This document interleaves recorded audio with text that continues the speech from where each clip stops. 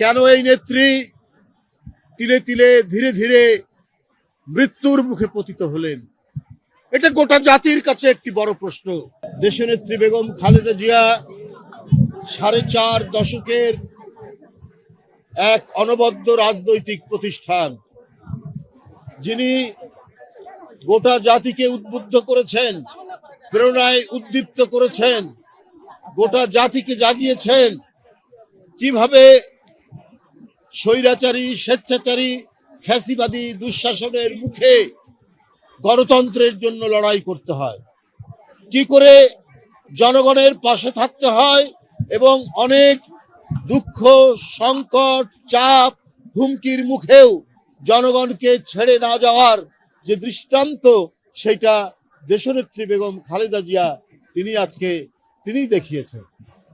বন্ধুরা, সেই মহিষী নেত্রী, তার বিরুদ্ধে মিথ্যা মামলা দিয়ে, সাজা দিয়ে কারাগারে প্রেরণ করেছিল ফ্যাসিস্টরা। আপনারা দেখেছেন, পায়ে হেঁটে তিনি কারাগারের মধ্যে গিয়েছিলেন, কিন্তু সেই কারাগারের মধ্যেই চক্রান্ত হয়েছে, ষড়যন্ত্র হয়েছে, তার চিকিৎসা দিতে দেওয়া হয়নি, তার ভুল চিকিৎসা দেওয়া হয়েছে ইচ্ছাকৃতভাবে, এবং তার খাওয়া এবং অন্যান্য কিছুতেই সন্দেহ রয়ে গেছে।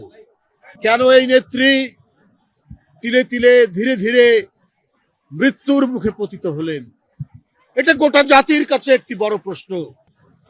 গোটা জাতি আজকে এই প্রশ্ন করছে, যে নেত্রীকে আমরা পায়ে হেঁটে কারাগারের ভিতরে যেতে দেখলাম, সেই নেত্রী হুইল চেয়ারে করে বের হলেন, সেই নেত্রী দিনের পর দিন হাসপাতালে থাকতে হলো। কেন? এর মধ্যে অশুভ কারসাজি, এর মধ্যে দেশনেত্রী বেগম জিয়াকে পৃথিবী থেকে সরিয়ে দেওয়ার সকল চক্রান্ত হয়েছে।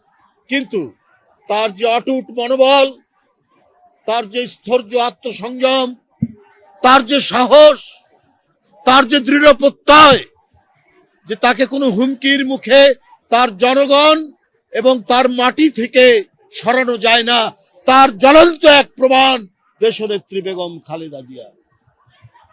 আমরা তাদেরকে হারিয়েছি। বাংলাদেশ এই ইস্পাত কঠিন এবং জনগণের একান্ত পক্ষের মানুষ, জনগণের নেত্রী, তাকে আমরা হারিয়েছি। আজকে জাতীয়তাবাদী মহিলা দল আফরোজা আব্বাস, সুলতানা আহমেদের নেতৃত্বে তারা এখানে দোয়া করেছেন তার আত্মার মাগফিরাতের জন্য। গোটা জাতি যেখানে কাঁদছে, গোটা জাতির চোখ দিয়ে যখন অশ্রু ঝরছে, তখন আমরা আর কি বলবো? কেন এটি হয়েছে? কেন পরশুদিন সারা ঢাকা শহর মানুষের জনস্রোত, জানাজায় আসার যে দৃশ্য আমরা দেখেছি, এটি তো অভূতপূর্ব। আল্লাহ তাকে মহিমান্বিত করেছেন, গৌরবান্বিত করেছেন। জনগণের নেত্রী, গণতন্ত্রের নেত্রী, মানব কল্যাণের নেত্রী, তার বিরুদ্ধে কত কুরুচিপূর্ণ কথা বলা হয়েছে, কত ধরনের তার বিরুদ্ধে নোংরা কথা বলা হয়েছে, কিন্তু তার আত্মসংযমের মধ্যে, তার সজ্জন এবং সুরুচিপূর্ণ কথার মধ্যে দিয়ে তিনি প্রমাণ করেছেন, যারা কুরুচিপূর্ণ কথা বলে তারা জনগণ থেকে ধিক্কৃত হয়, আর যারা সৌজন্যবোধ প্রিয়, যারা হাজার আক্রমণের মুখেও, হাজার বাজে কথা বলার পরেও যিনি একটি মাত্র শব্দ,